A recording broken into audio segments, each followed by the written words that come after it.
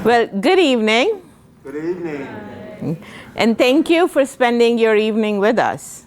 Audra Wormald is my star student. She is actually finishing up her PhD this year, and she is on the job market. And in fact, she is being recruited left, right, and center. So, you know, I've got this beaming maternal pride about the fact that she's got all of these flyouts and she's doing amazing research.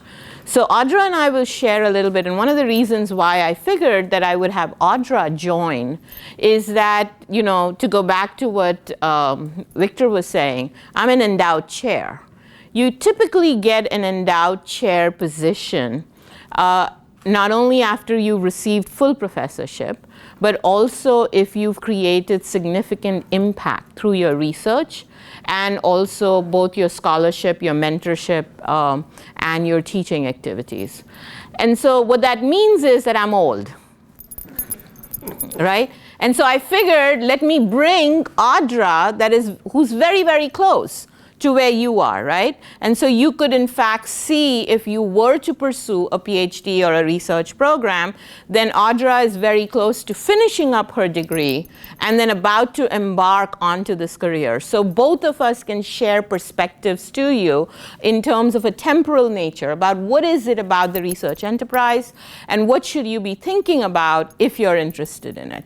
By the way, before we start, I'd like to give a huge shout out to one person that single-handedly makes sure that the PhD students at the Smith School are extremely well taken care of.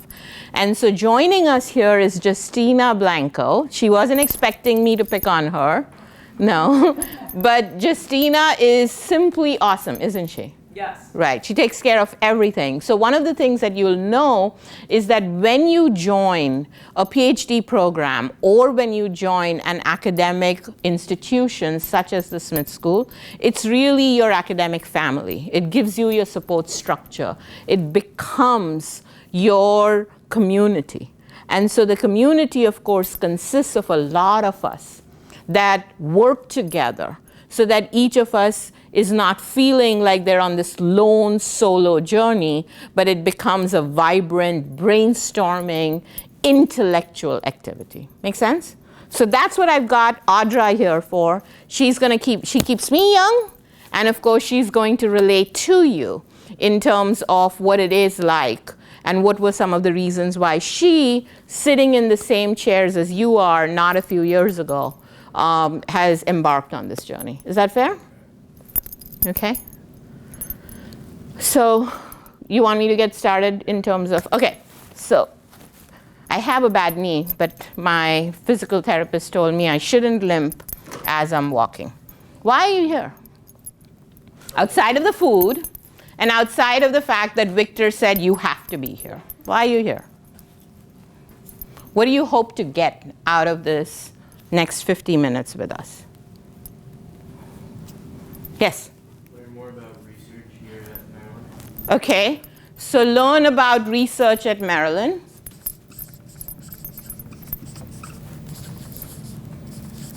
What else? Yes? Learn about our opportunities here. Opportunities to do research? Yes. Okay, so opportunities for engagement.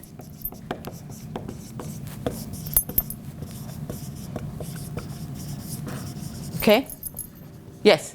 Hear from someone with experience. Speak to someone with experience. Okay, so learn from experience. Yes? To understand why research is important. Okay. Why research?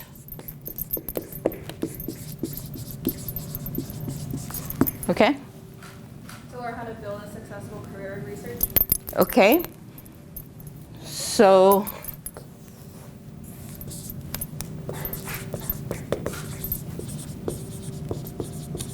okay. Others?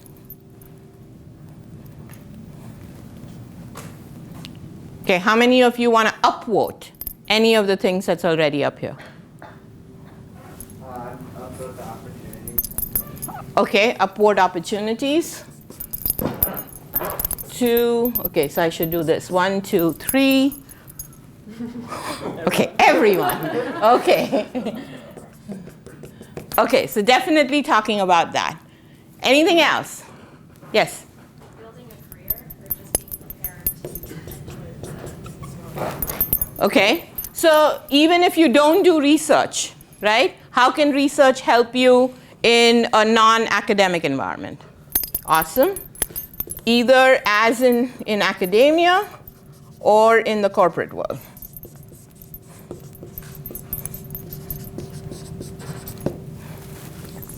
Okay. Anything else? That's it? Okay, feel free to pepper us with questions as we come along out there too. Victor, anything else that you want to add? No, I think they did a really good job. I think that's good for now. That's good for now? Okay, but you said you wanted to start us off with asking a couple of questions. I do. So we're going to make sure that we cover this, okay, and more, but go ahead. So what I want you to do is think back at this time. Okay, You know, why am I here? Demon's asked me to come, or let me just come and explore. Not sure. I'm aiming towards Goldman, but research, not really sure how that fits into my life.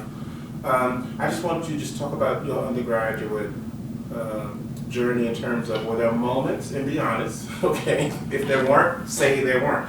But if there were moments where you kind of felt like, okay, this is a possibility. So just reflect on your undergraduate experience for a moment. okay. So I'll start and then Audra, you can go. So shall I let you in on a secret? Okay.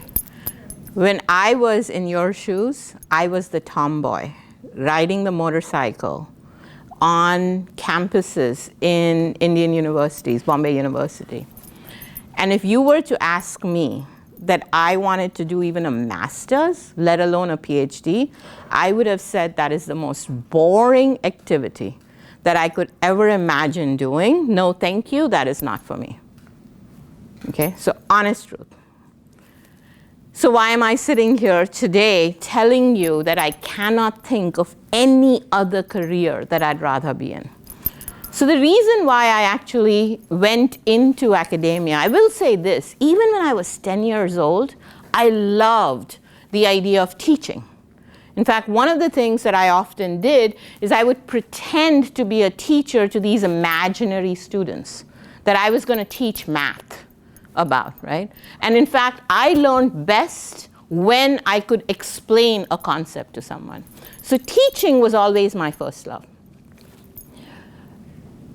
At the same time, I was born in a very, very traditional Indian family. And so as far as my father was concerned, he was going to marry me off, right? And of course, I couldn't have a career.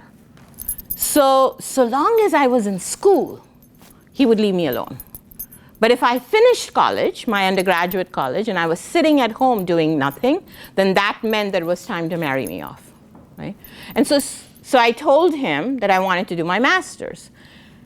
And during that time, I realized that if I really wanted to escape this life that he had chosen for me, a very gilded life, right? He was going to leave me a huge inheritance, marry me off to a very wealthy family, but that was not the life that I chose to be. So the only ticket out for me, the only escape hatch for me was coming to the United States for a PhD, because that meant that I could pay for my education here through an assistantship, and I could pursue a degree. And I was always very good at studies, right? So I was very intellectually interested in, and I was good at what I did, but I took it for granted. So I would rather be a tomboy riding motorcycles out there, sitting in the cafeteria, than studying. But I knew I could do it. So it wasn't until I came here that I really had to apply myself. And I can be honest with you. You know, I usually like to be well kept, my hair's in place, I'm well dressed. That was true even before. That first semester of PhD, I don't know about you, Audra, if I made you go through this, I didn't care how my hair looked, whether I was unkempt, dressed properly or not, all I needed to do was survive. I had never had to apply myself as hard as I did. But during that process, I realized that while teaching was my first love, research became my passion. Because this whole aspect, so I study entrepreneurship and innovation. And I often say that us in academia, we professors that do research, we are intellectual entrepreneurs. Because what we're doing is creating new knowledge. And in the business school, our knowledge is all about how do organizations, whether they're new organizations, whether they're established organizations, how do they innovate? How do they strategically renew themselves? How do they create new goods and services so that unmet needs are being met across the world, right? Those are the things that I'm passionately interested about. My purpose is about upward mobility. I have a PhD in economics, so I care about upward mobility in the economic realm. But over and above that, the meaning of work, the meaning of entrepreneurship, being able to do something new and make a difference, also relates to intellectual growth and psychological growth. So for me, upward mobility is about growth intellectually, psychologically, and economically. Is that fair? Okay. Audra. Okay, so my story is a little bit different. Although we do share, when I was little, I would force my two younger sisters to be in my classroom and do worksheets and whatnot. But when I was an undergrad, I was a math and economics major, and I had kind of thought about doing a master's or a PhD somewhere down the road, but I was pretty convinced that I didn't want to do any graduate school right after undergrad. I had already been in school a long time. I wanted a break, wanted to get into the real world, have a real job, things like that. And so I ended up doing a summer research opportunity with the professor as a way to build up my CV. It was the summer between sophomore and junior year, so that I would look more attractive when I went and applied to a bunch of different jobs.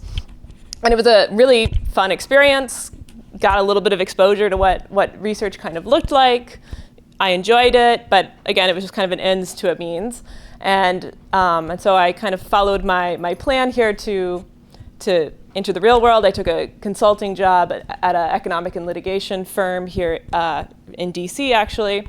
And it was a really great experience. I got exposure to a bunch of different industries. I worked on really interesting cases related to intellectual property disputes, antitrust matters, things like forecasting damages based on in the healthcare industry, lots of cool data work. But I was always just a little bit dissatisfied and kind of felt like, it's a little dramatic to say, but a little bit like a part of me inside was dying, because I was just I didn't have the creative control over the work. I just kind of did what everybody else told me to do. And I could have kept working my way up, and you get more and more autonomy as you grow in your career, but you are always at the client's kind of beck and call. And so that's, after about a year there, I started revisiting this idea of grad school. And I actually went to a couple of different college recruiting trips and to try to recruit new hires for my firm. And while I was back on campuses, it was like this kind of breath of fresh air of, oh, I remember what it was like to be in these, the business school or whatever hall, and so started thinking about, well, what do I want to do a PhD in? Economics would have been a natural choice, but I wasn't super interested in the very macro side of economics. I was always more interested in the micro side of what's going on with people and with firms.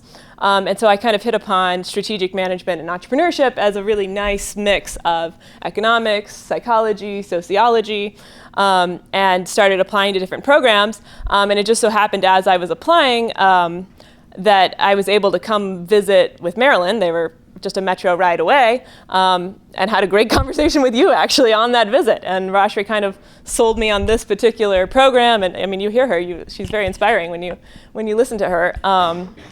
And so that's kind of how I began my journey there. So only worked in the quote-unquote real world for a couple of years. Now I've been in my PhD. And what I really like about being in a PhD program and being able to pursue a research path is this intellectual freedom. I can just, research is a very creative process. It might not seem that way on the face of it, but you really have to think hard. As you craft a paper, it's almost like putting a puzzle together and figuring out how does the logic work between all of these pieces.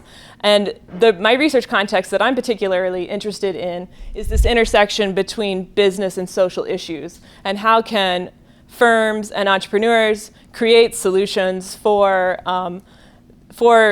big societal problems related to poverty or lack of access to financial services. And so I can talk about it more later, but my major research context is understanding the emergence of the mobile money industry throughout the world, but particularly in Africa. Thanks. I'm listening to you and I was reflecting on my own research at NYU. And just to make it clear that I don't have a desire to teach right now. Yet. I knew Roger was going to say that. I've always wanted to just be in this space. I love the space of administration. I love the hokey things because the hokey things build community. But that was part of my research at NYU. My research was basically what are the out-of-class experiences that build communities. When I first came here 10 years ago, I was telling my staff we need to have some pancake breakfasts, and they're like, who are you at this particular point? Who does?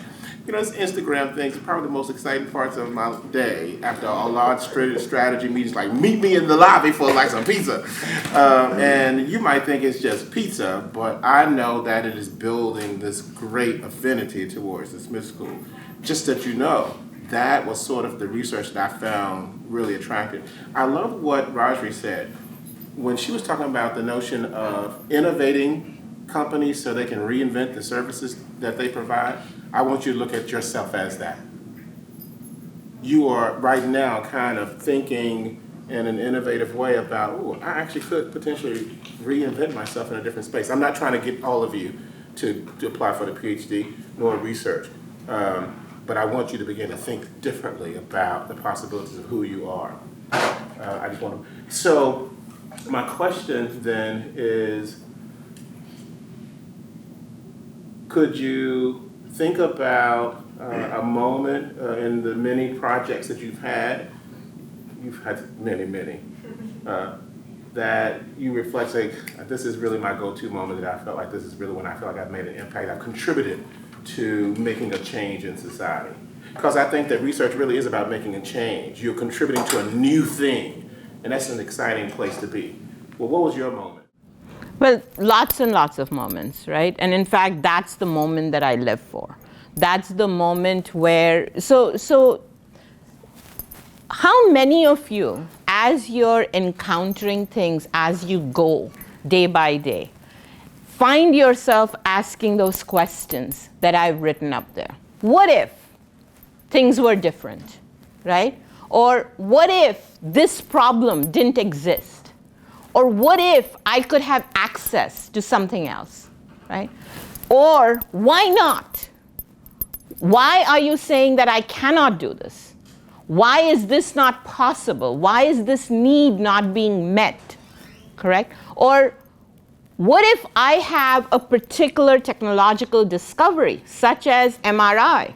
Think Littenbauer at Illinois, right? He came up with the original research, and then he was able to create the MRI machine, right? So you can think about a lot of these innovations that are created in a university laboratory, in the sciences, right? But they need to be applied into the real world, right? So let me ask you this question. How many of you, I'm not talking about food, I'm not talking about water, right? What is the one product that you would not live a single day without? That you start your day and you don't have this with you. You feel like something is really, really missing from you. Yes? Your phone. How many of you would say your phone, right? Now, I come from a time, Victor, you come from a time when we didn't have cell phones. Thank you for putting me in your time. Of course. Yes, I know we people share the come same from birth year. Right? I come from that time when there was no cell phone, and yet I'd be the person with you saying, if I drive out and I see that I've forgotten my cell phone, which I very rarely do, I'll turn right back around and pick it up, right? So why is this cell phone become? So this is a product that is essential to your life, right? Why is this so important to you? Yes? Because it's one of the main sources of communication in our lives. Okay, so you get to communicate with this cell phone, with other people, right? What else do you do with the cell phone? Yes? It's a source of information. It's a source of information. What else? Entertainment. Entertainment. What else do you use it for? It organizes your calendar, right? Yes, those are, what are the 3 or 4 big apps that you use all the time? I use mail, phone, calendar, what else? Messages, pictures, Instagram, yeah, social media, what else? You can also check our grades on our phone. How boring are you? Come on. Yeah, okay. You should like set alarms and reminders. Set alarms and reminders, right? Go from one place to another. So the reason why this phone has become so essential for you is because your world is the places you go, the things that you do, and the people that you meet, right? And in all 3 aspects of your world, this phone has become very essential, right?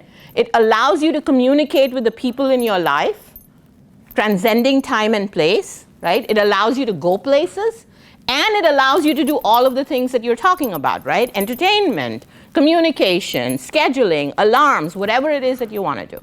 Right? So a major aha moment actually for me, one of the most recent ones, came when Audra and I embarked on this research on mobile money. Right?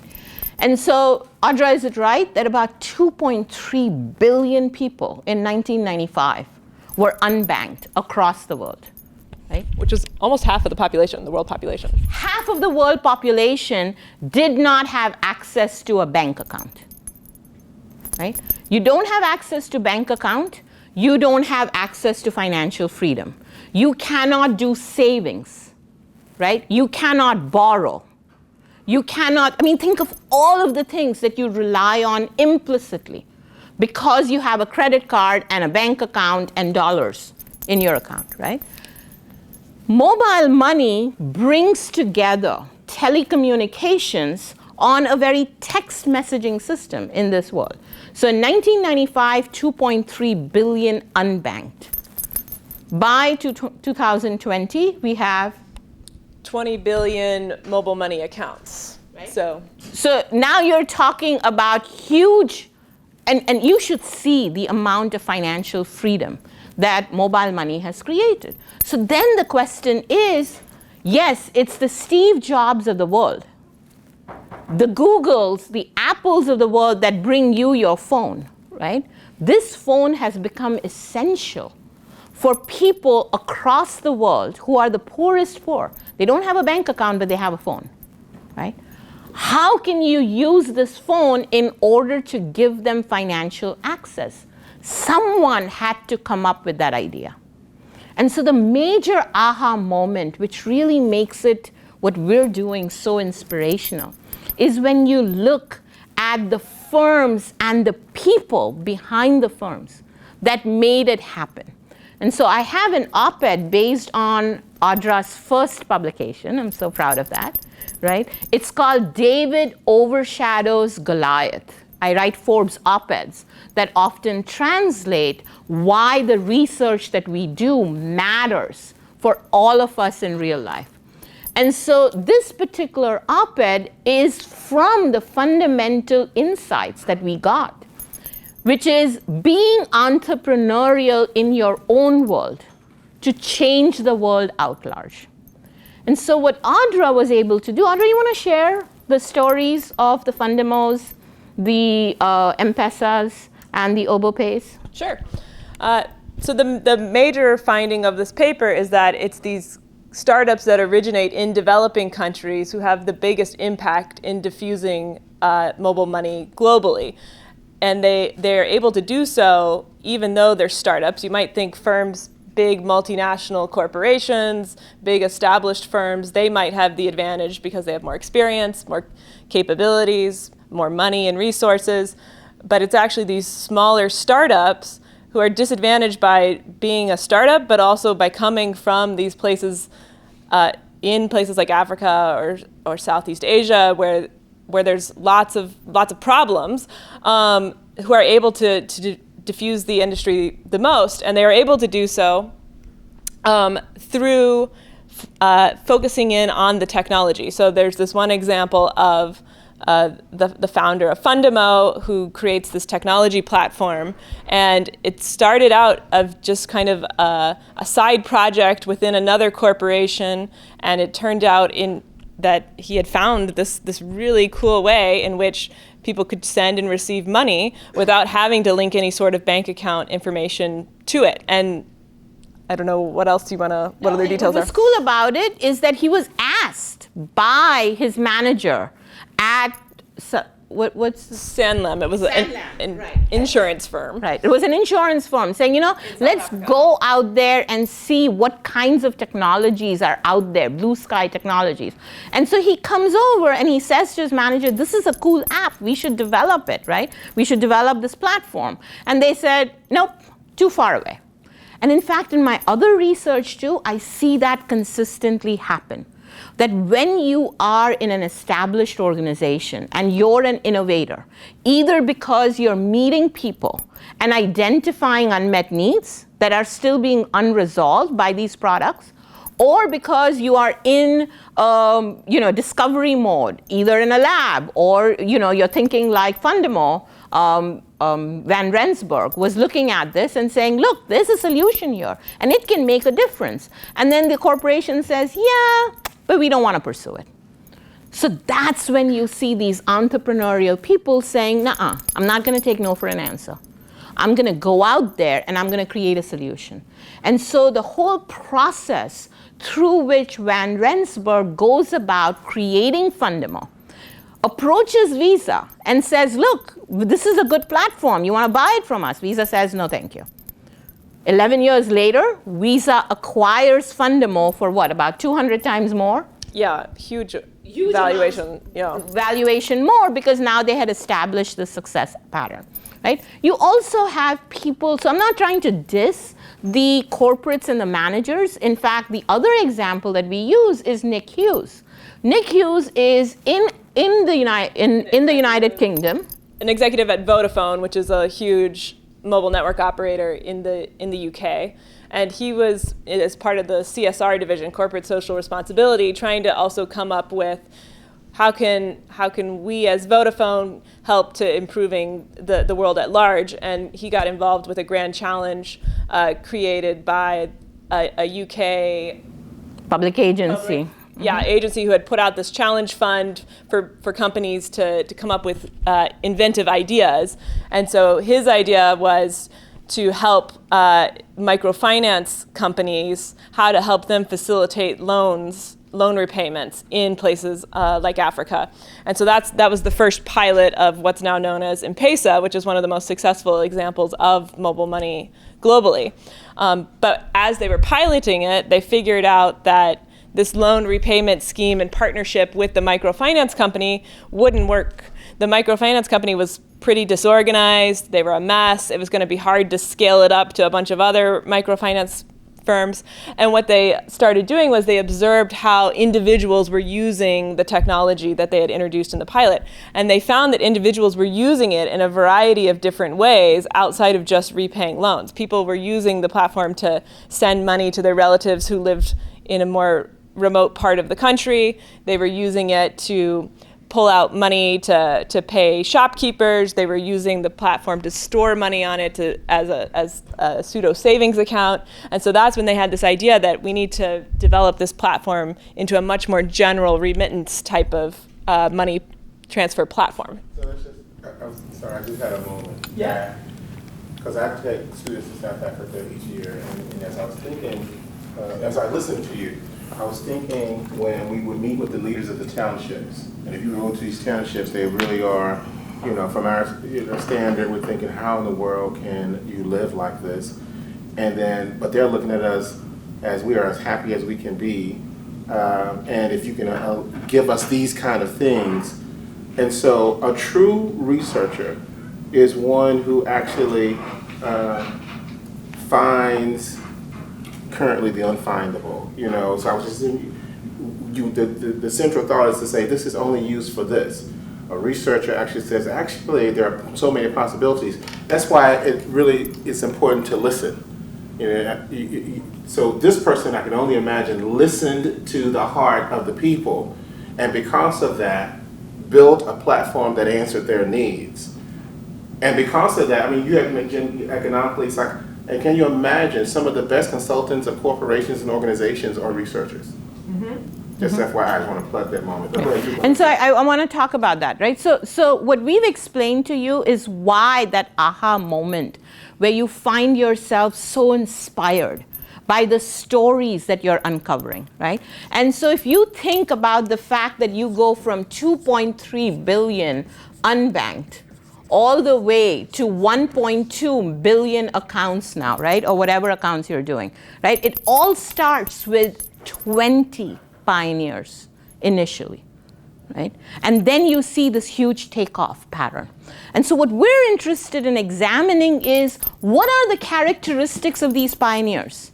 How do they go about scaling a big solution? Because by the way, poverty alleviation, the lack of financial access, is something which was a UN Millennium Goal.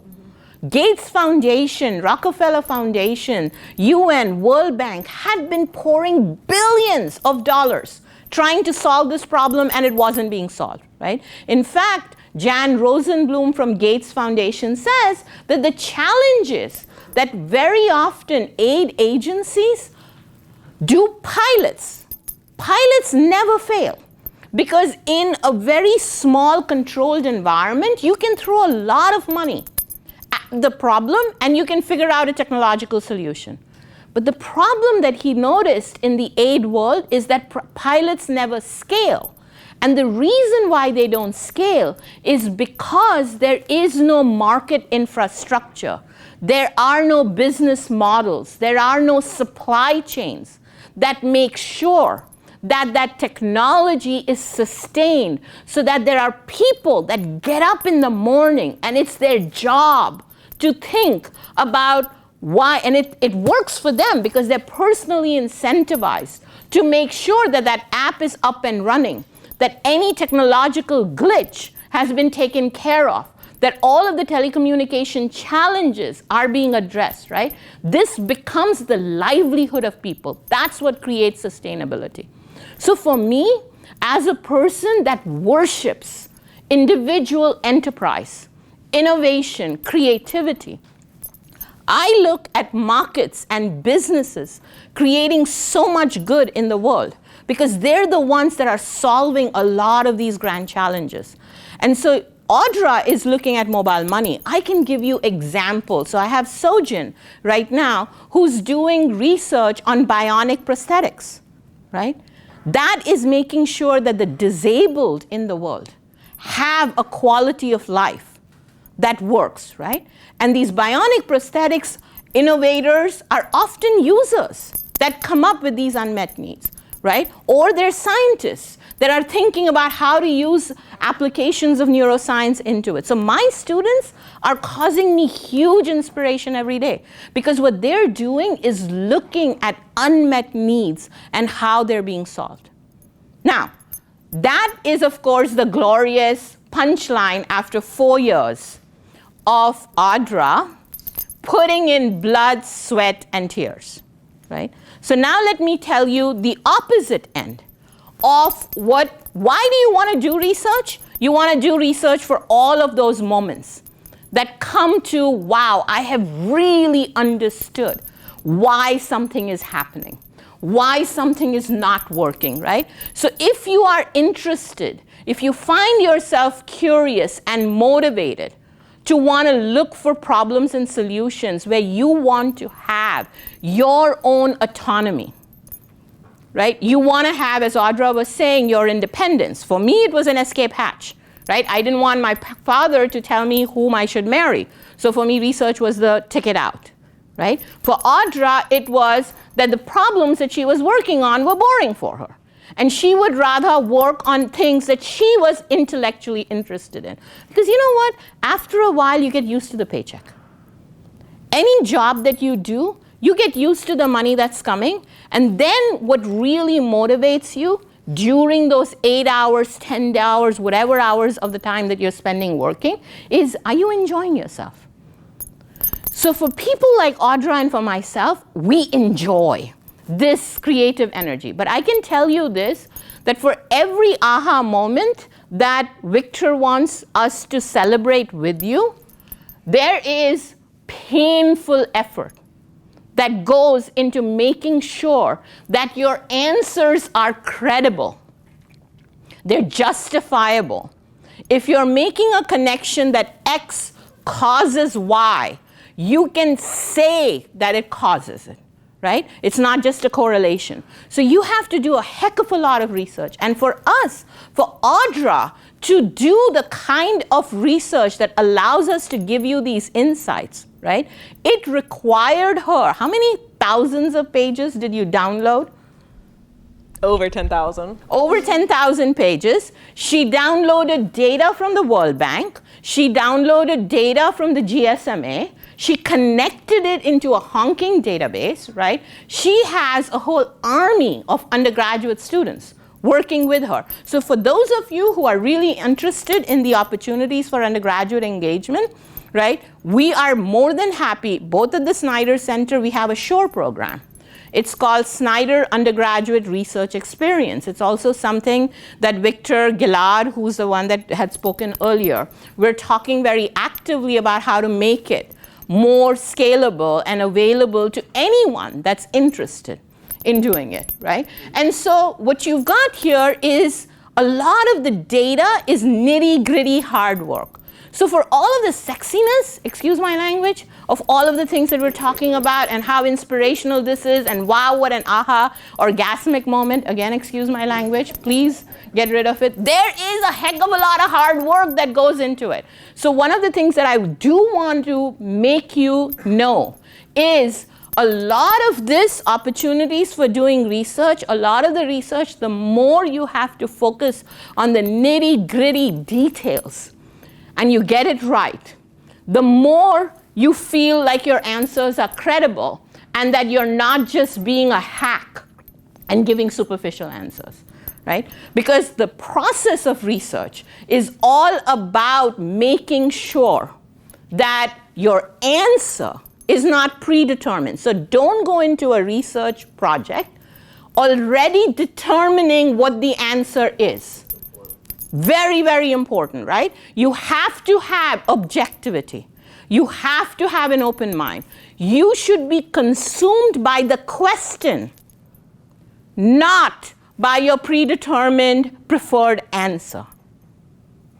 Okay? So if you have a solution, you're already undercutting the research enterprise. If you believe that there is an idea or an ideology that you want to support, and then you go about to do research, and then you find conformatory bias, that's what we call it, right? You look for the data that will support the answer you want to give, that's not good research.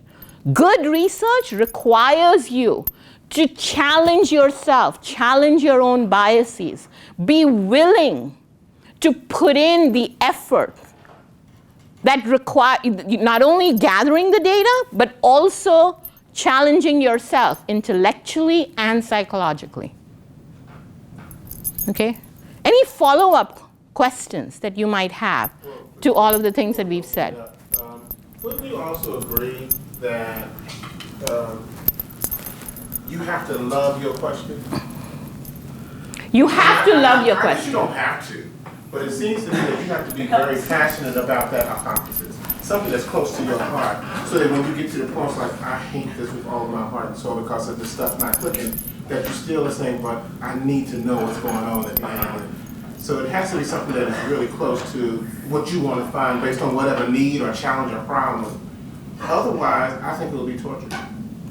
Can I share another story of my PhD journey here? So Audra's heard this before. So remember that student that I was telling you about, smart, didn't apply herself, couldn't care less, right? And now had to figure out during her PhD coursework how to really, really get the information, learn it, and understand it, right? So my first 2 years of PhD coursework were brutal. But I aced all of my coursework at the end, right? That was not a problem for me. It was hard work, but I could do it. Where I was truly lost for the first time in my life, was in the 3rd year, which is where you have to choose a research question that is going to be the basis of your dissertation. And I didn't know how. I didn't have a creative bone in my body. I knew how to regurgitate information. I knew how to reproduce. I knew how to consume knowledge, and I knew how to reproduce knowledge. I did not know how to create knowledge. And so I was really hurting psychologically. I was depressed. During this time, a not so nice professor, not so kind professor either, in our program at Buffalo, he was on my committee, so he knew that I was struggling with this question. So I was in this little room, which was a PhD Carol room, right? And he was outside talking to about 2 or 3 other faculty members. And he says, you know, these PhD students, I don't understand them. They keep whining about the fact that they don't have a question. Off the top of my head, I can give 5 or 6 research questions that they can do a PhD on. I don't understand this. And I said to myself, one research question is all I want. Can I please have that, right? I found my research question. And in fact, that has been one way or the other, the question that I have focused on across the 25, 30 years since. But today I say to students like Audra, you know, I can give you 5 or 6 questions. I can give you 15 questions. You know, take that, Peter. But that doesn't matter, because these are the questions that are interesting to me. By the way, the reason why I had 15 questions and Peter had 5 questions was because the more you know what you don't know. So you actually have to invest in doing research, and then that opens up even more research questions. So when I'm saying the more you know what you don't know, it's not about you can never know. It's that once you get into it, you get to know all of the other openings that you can think about too. But there, what Victor is saying is so important. If it's a question that's interesting to me, but not to Audra, guess what?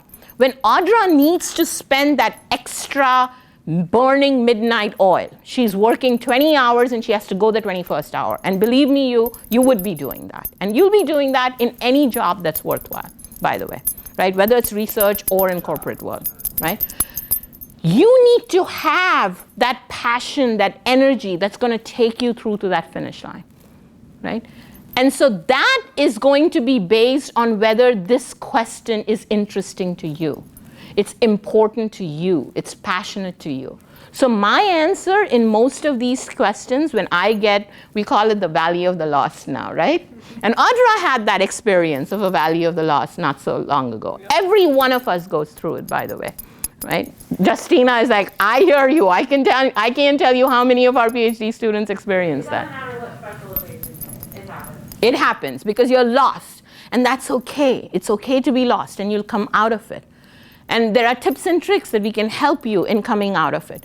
But what happens there is that once you have that question, then you can focus and you can come out of it on the other side. Right? So what I say to the students at that time is, let's figure out, let's start with what are the questions that interest you.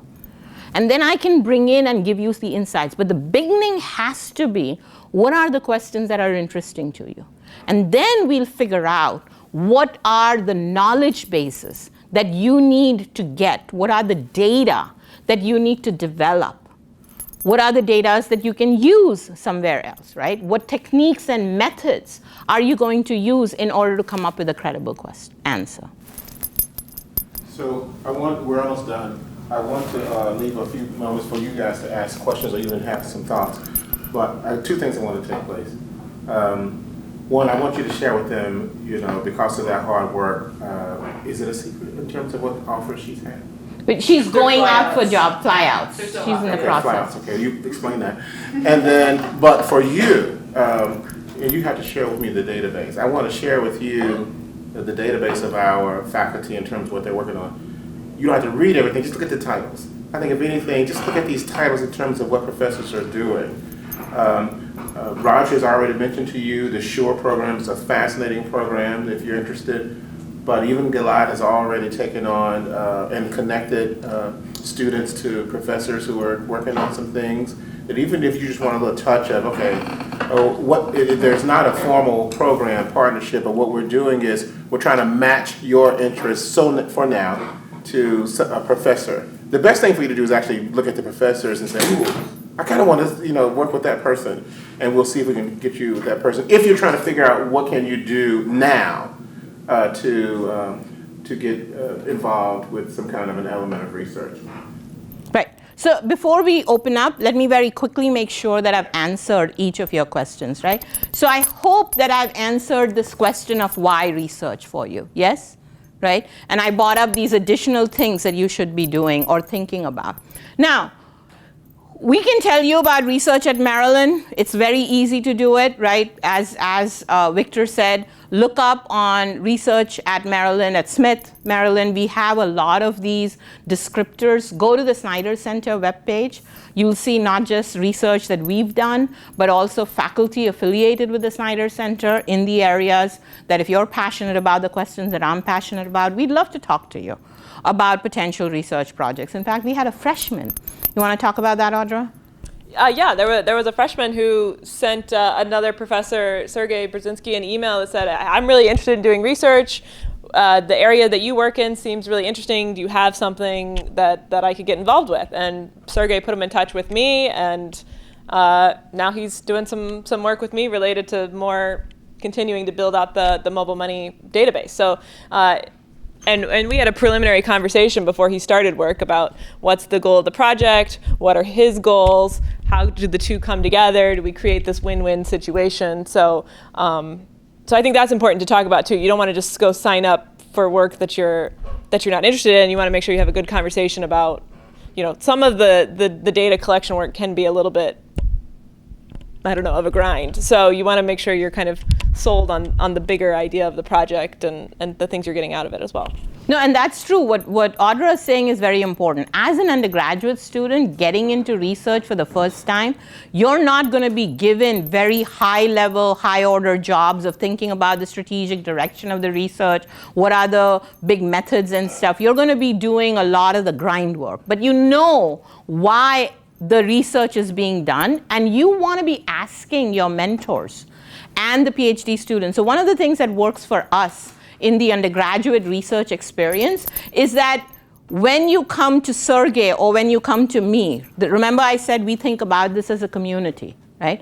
What we're going to do is not just have you work one-on-one with us, we're actually going to have you work with a PhD student too, right? And so that person can then help you think through these questions. You can see the bigger picture, but then you have this one-on-one correspondence on a person who's gathering the data. Sometimes it's a team of students that are working together, so you get together there too, right? So the other thing that I want to emphasize is as you're getting into it, much of it is about the process of doing research, which is going to be useful for you, even if you choose that academia is not your world for you, right? Because what research, remember what I was saying to you before, what research is about not being sold on the solution, but being very, very passionately interested in solving the problem, right? So if you're problem focused, not solution focused, the critical thinking aspects